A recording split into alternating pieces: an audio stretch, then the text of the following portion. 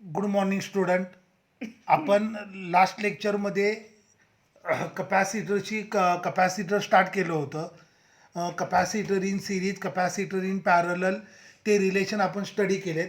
आज आता आपल्याला तीन इम्पॉर्टंट डेरिवेशन स्टडी करायचे आहेत. Capacity of parallel plate air capacitor. आता नीट लक्ष द्या.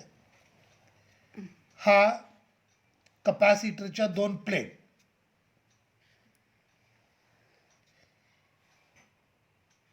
कपॅसिटरच्या दोन plate separation D is plate separation, A is plate area of plate A आणि plate separation D. Okay.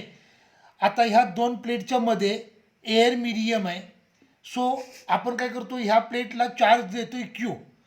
So when you are going to induce charge Q between plate of capacitor, when you are going to introduce charge Q between plate of capacitor, potential will develop across plate of capacitor. Potential develop होईल, suppose करा ती V आहे. Okay, मी काय म्हटलं एकदा repeat करतो.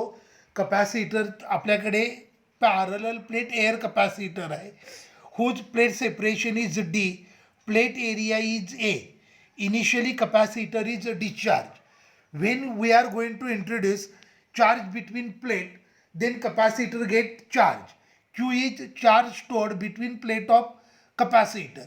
Due to the charge, electric field will set up between two plate, and according to our relation, electric field असणार sigma upon epsilon 0. बरोबर आहे. Where sigma is surface charge density, epsilon 0 permittivity of free space. आता surface charge density is nothing but Q upon A, charge divided by surface area. मग electric field आलं E is equal to Q upon A epsilon 0. This is electric field between two plate of capacitor.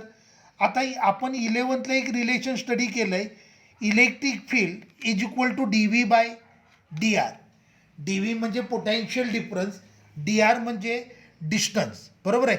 मग आपल्याकडे potential difference किती आहे, V आहे. बरोबर आहे. आणि प्लेट सेपरेशन किती आहे, डी आहे. मग आपला फॉर्म्युला बनला E is equal to V upon D. Equation number 1, हे इक्वेशन नंबर 2. हे रिलेशन 11th झालं आहे. Electric field is nothing but negative potential gradient, D V by D R, त्याला म्हणतात पोटेन्शियल ग्रेडियंट. आता आपल्या केसमध्ये दोन प्लेटच्या मधलं पोटेन्शियल आहे, ते पोटेन्शियल आहे व्ही आणि प्लेट सेपरेशन आहे डी. सो या केसमध्ये रिलेशन आलं E is equal to V into D. मग दोन इक्वेशनला मी इक्वेट करतो. Therefore Q upon A epsilon 0 is equal to V upon D. Therefore V is equal to, हे आलं Q D upon A epsilon 0. कळलं का? मी इलेक्ट्रिक फील्डचे दोन रिलेशन घेतले, दोघांना इक्वेट केलं आणि त्याच्यावरनं पोटेन्शियल काढलं. According to definition of capacity, capacity is nothing but charge stored per unit potential difference. Therefore C is equal to Q, potential difference आलं आहे Q D upon A epsilon 0. बरोबर आहे. देअरफॉर हे Q cancel झालं, C is equal to A epsilon 0 upon D. This is capacity of parallel plate air capacitor. C is equal to A epsilon 0 upon D, where A is plate area, D is plate separation, epsilon 0 is permittivity of free space. आता suppose करा दोन प्लेटच्या मध्ये आपण medium जे introduce केलं आहे, it is other than air. मग सी मीडियम फॉर्म्युला येणार ए एप्सिलॉन 0 नाही, A epsilon upon D. But epsilon is nothing but epsilon 0 के. मग सी मीडियम आलं A epsilon 0 K upon D. capacity of capacitor containing other than air medium. C medium is equal to A epsilon 0 K upon D. मग हे बघा, ह्याला मला असं लिहिता येईल, C medium is equal to K A epsilon 0 upon D. A epsilon 0 upon D म्हणजे capacity with air capacitor, capacity of air capacitor. So C medium is equal to K times C air. Clear झालं. जर तुम्ही दोन प्लेटच्या मधलं medium other than air असेल, दोन प्लेटच्या मधलं मीडियम जर अदर दॅन एअर असेल तर कपॅसिटी के टाइम्स इन्क्रीज होते. क्लिअर झालं हो. हे अगदी सोपं डेरिवेशन आहे आणि हे बोर्ड्ससाठी खूप इम्पॉर्टंट आहे आणि हा फॉर्म्युला आपल्याला जेई नीटला देखील लागणार आहे. So capacity of air capacitor formula असतो C is equal to A epsilon 0 upon D. Capacity with medium C medium is equal to A epsilon 0 K upon D. मग त्याच्यावरनं C medium is equal to K times C air येतं. म्हणजे जर तुम्ही other than air medium use करताय तर capacity K times increase होते. Okay. मग पुढचं डेरिवेशन स्टडी करूयात. Capacity of parallel plate capacitor with dielectric slab between plate. आता ह्या कपॅसिटरच्या दोन प्लेट, ह्या प्लेटवर पॉझिटिव्ह चार्ज आहे, ह्या प्लेटवर निगेटिव्ह चार्ज आहे. बरोबर आहे. हे झालं अप्लाइड इलेक्ट्रिक फील्ड E0 आणि हे झालं plate separation D. Plate separation D. आता ह्या दोन प्लेटच्या मध्ये आपण डायइलेक्ट्रिक स्लॅब इंट्रोड्यूस केला.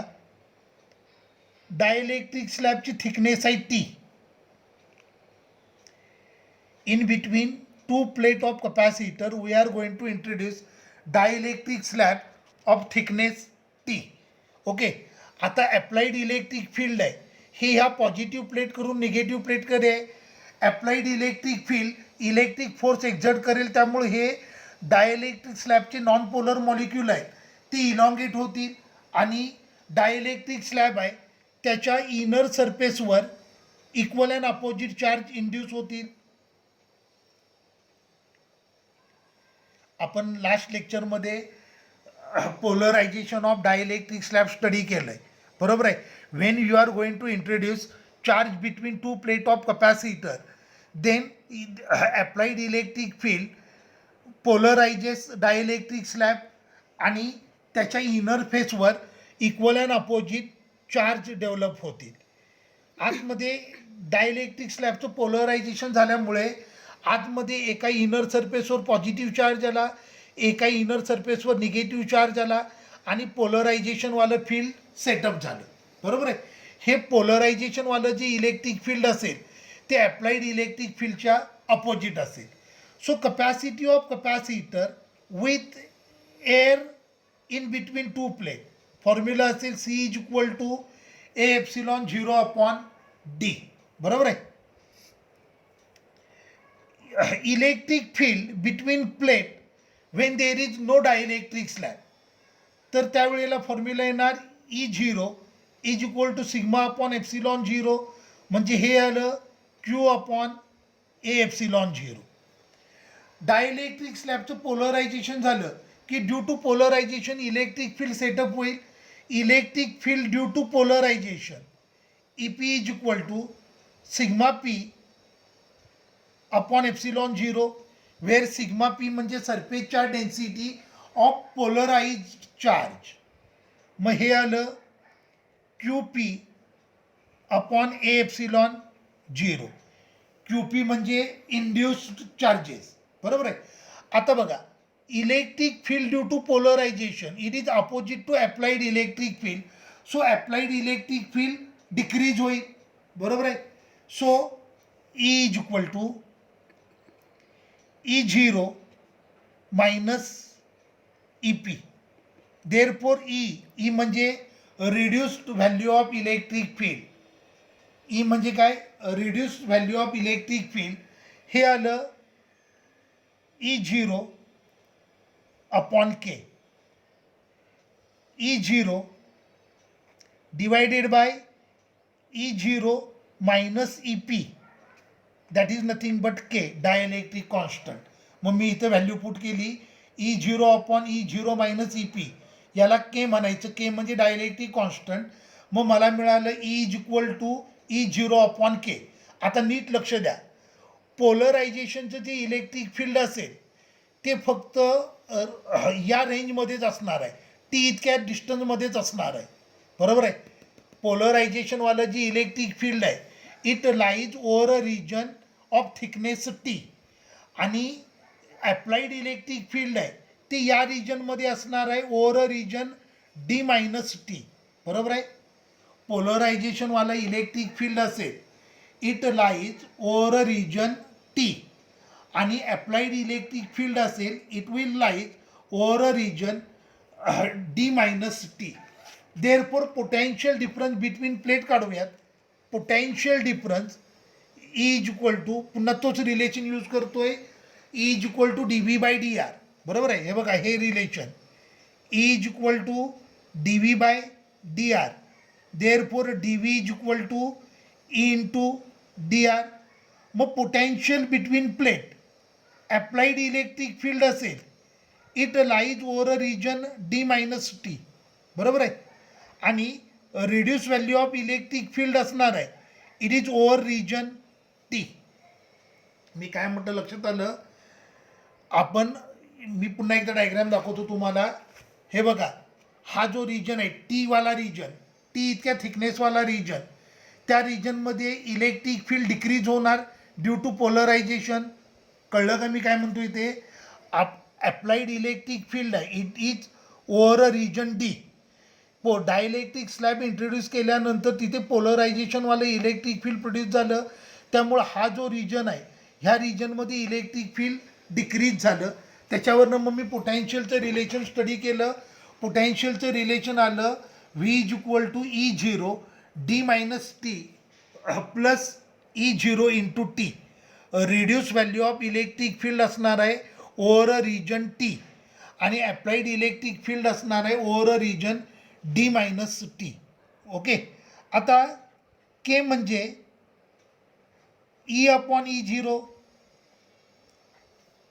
बरोबर आहे. Therefore E0 upon E, dielectric constant म्हणजे E0 अपॉन ई. मग ह्याच्यावरनं मला ईची व्हॅल्यू मिळाली E is equal to E0 upon K. मग मी व्हॅल्यू पुट करतो V is equal to E0 D minus T plus E0 upon K over a region T, बरोबर आहे का. डायलेक्ट्रिक कॉन्स्टंट त्याची डेफिनेशन काय असते, electric field with air medium to the electric field with given medium. So केची value आली E0 upon E. मग त्याच्यावरून मला ई मिळालं E is equal to E0 upon K. मग E0 कॉमन निघेल, व्ही इज इक्वल टू हे आलं E0 ब्रॅकेटमध्ये आलं D minus T plus T upon K. कळलं का. आता इथे E0ला पण आपल्याला पुट करता येतं आहे. E0 म्हणजे क्यू अपॉन ए एप्सिलॉन 0. मग व्ही इज इक्वल टू हे आलं Q upon A epsilon 0 D minus T plus T upon K. Capacity C is equal to Q upon V. मग मी व्हॅल्यू पुट करतो. Therefore C is equal to Q divided by Q upon A epsilon 0 into bracket D minus T plus T upon K. हे Q cancel झालं. So C is equal to हे आलं A epsilon 0 divided by D minus T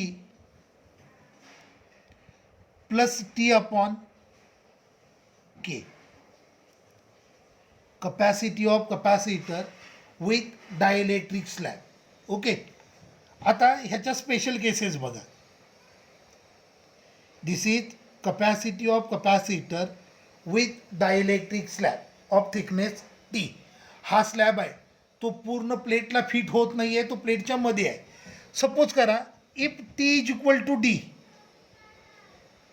if T is equal to D असेल तर इथे T is equal to D असेल तर हे येणार डी मायनस डी, बरोबर आहे. डी मायनस डी म्हणजे ही टर्म झिरो झाली, टी अपॉन के येणार. सो हे आलं A epsilon zero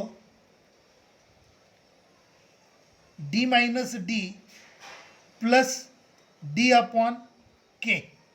so C is equal to A epsilon zero D upon K. So C is equal to A epsilon zero K upon D. लक्षात आलं.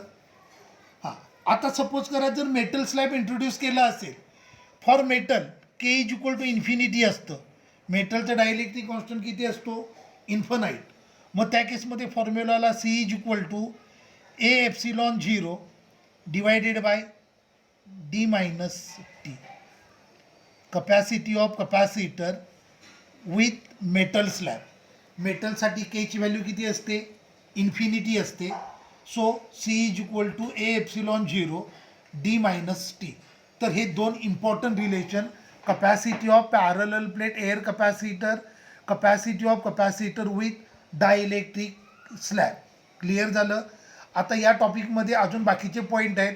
Bound charges, displacement current, व्हॅन्डेग्राफ generator, हे बोर्डनं delete केलेले point आहेत आणि ते आपल्याला नीट जेईला पण लागणार नाही आहे, त्यामुळे मी ते घेत नाही आहे.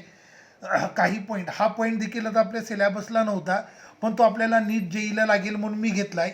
तर या टॉपिकमधले काही पॉईंट म्हणजे displacement current, bound charges, insulator, conductor, हे पॉईंट डिलीट केलेत. व्हॅन्डेग्राफ जनरेटर हा पॉईंट देखील डिलीट केला आहे, त्यामुळे तुम्ही तो प्रिपेअर करायची गरज नाही आहे, ते सोडून द्या, ते नीट जेईला पण लागणार नाही आहे.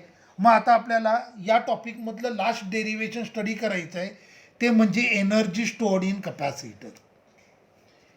एनर्जी स्टोअर्ड इन कपॅसिटर हे मात्र खूप इम्पॉर्टंट डेरिवेशन आहे.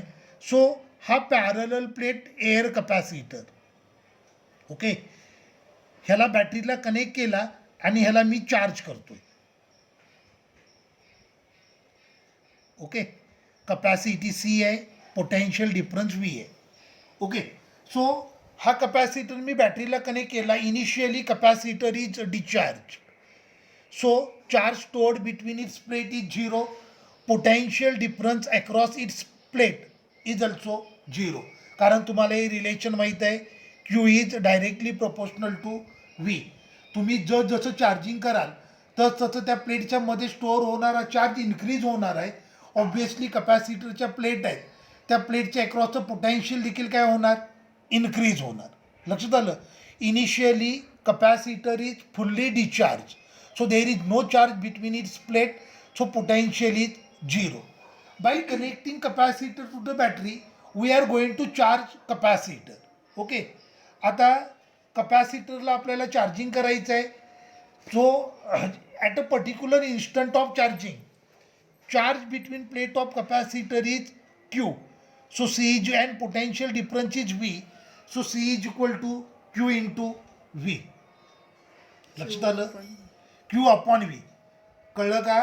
पहिल्यांदा कपॅसिटर फुल्ली डिस्चार्ज आहे, सो त्याच्या दोन प्लेटमधला चार्ज झिरो आहे, पोटेन्शियल देखील झिरो आहे. आपण कपॅसिटरला बॅटरीला कनेक्ट केलं आणि चार्जिंग करायला सुरुवात केलं. During charging at a particular instant of time, charge between plate of capacitor is Q and potential difference across its plate is V. Capacitor ज्या वेळेला फुल्ली चार्ज होईल त्यावेळेला त्याच्यावरचा चार्ज क्यू असेल आणि प्लेटच्या अक्रॉसचं पोटेन्शियल व्ही असेल. आता from the definition of capacitor, बरोबर आहे, from the definition of potential, work done to increase charge between work done to introduce charge between plate of capacitor is given by, पोटेन्शियलचा formula असतो potential is work divided by charge, बरोबर आहे. मग ह्याच्यावरनं वर्कचा फॉर्म्युलाला क्यू इंटू व्ही. ओके, एका particular इन्स्टंटला कपॅसिटरच्या प्लेट आहेत त्यांच्यावरचा चार्ज क्यू आहे आणि त्याच्या अक्रॉसचं व्होल्टेज प्लेटच्या अक्रॉसचं व्होल्टेज व्ही आहे. आता आपण small amount of charge D Q introduce करतोय between plate of capacitor. For that purpose we have to perform work. आणि वर्कचा फॉर्म्युला काय येणार आहे? Work is equal to Q into V. बरोबर आहे. So work done to introduce small charge D Q between plate of capacitor is given by dw is equal to v into dq. Okay, v into dq. मी काय म्हणतो लक्षात येते ना तुमच्या? Capacitor initially fully discharge आहे, त्यावेळेला प्लेटमधला charge 0 आहे, potential 0 आहे. आपल्याला कपॅसिटरला फुल्ली चार्ज करायचं आहे. कपॅसिटर ज्या वेळेला फुल्ली चार्ज होईल त्यावेळेला त्याच्यावरचा चार्ज क्यू असेल आणि त्याच्या अक्रॉसचं पोटेन्शियल व्ही असेल. During charging at a particular instant कपॅसिटरच्या प्लेटवर चार्ज आहे क्यू आणि पोटेन्शियल आहे व्ही. मग ह्याच्यावरनं मला हे पण एक रिलेशन मिळेल, V is equal to Q upon C. एका पर्टिक्युलर इन्स्टंटला कपॅसिटरच्या प्लेटवरचा चार्ज क्यू आहे. आता मी काय करतोय? Small amount of charge introduce करतोय, तो चार्ज आहे D Q. So we are going to introduce small charge dq between plate of capacitor. For that purpose work done is given by dw is equal to v into dq. हे कसं आलं लक्षात आलं? पोटॅन्शियलच्या basic फॉर्म्युल्यावरून एक तयार केलं आहे मी. पोटॅन्शियल म्हणजे work divided by charge. Therefore work is equal to charge into potential. कळलं? Therefore dw is equal to v into dq. Therefore total work done in introducing maximum charge q between plate of capacitor is nothing but integration dw. आता हे जे limit बघा, initially capacitor fully discharge आहे, so charge किती असणार? 0. आणि तो fully charge झाला की त्याच्यावरचा चार्ज किती येणार? क्यू येणार. So W is equal to integration 0 to Q V into D Q. पण व्ही म्हणजे क्यू अपॉन सी आहे. So W is equal to integration 0 to Q, हे आलं Q upon C into D Q. Q upon C into D Q. Therefore W is equal to 1 upon C integration 0 to Q, हे आलं Q into D Q.